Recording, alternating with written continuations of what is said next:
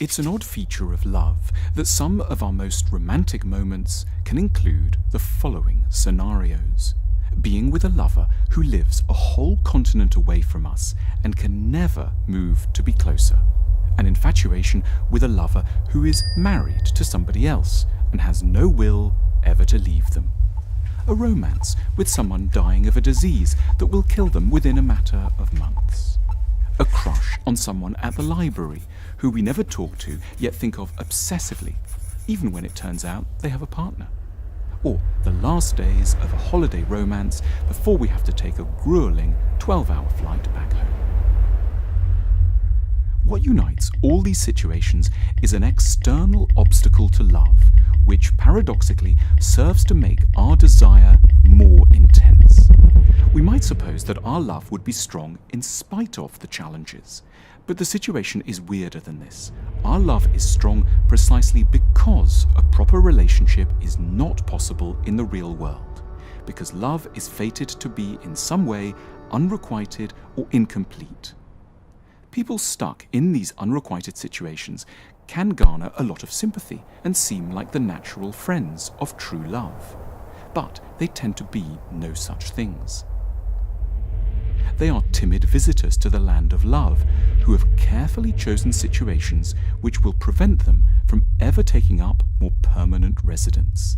They are self-saboteurs who would rather be in control of a sad situation than half out of control of a happy one.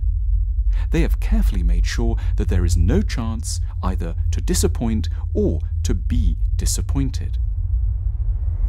It is the external obstacle that gives them the security to surrender themselves totally to feelings that they would keep well at bay if, miraculously, the obstacle were to be removed.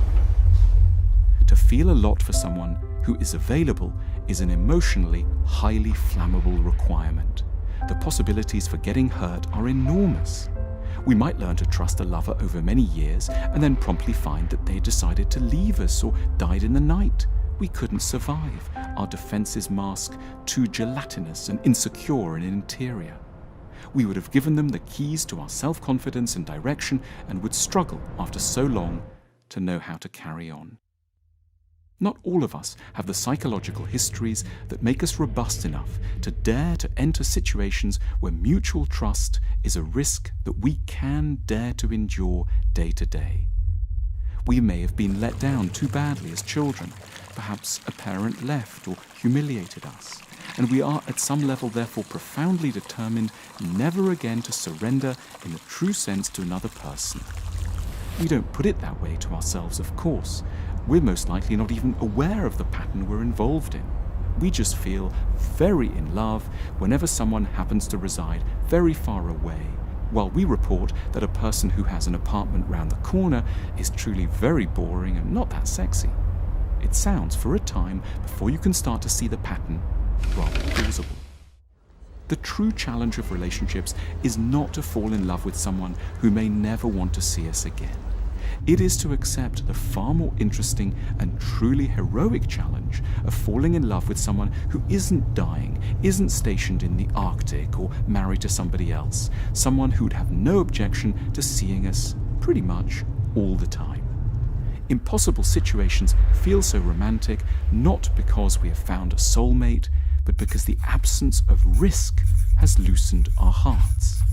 But we should, with time, more fairly learn to dare to turn our amorous attentions to that deeply dangerous, threatening, but ultimately rewarding character. The person we know, the person who likes us a lot, and the person who's available all the time. Now that would be truly romantic.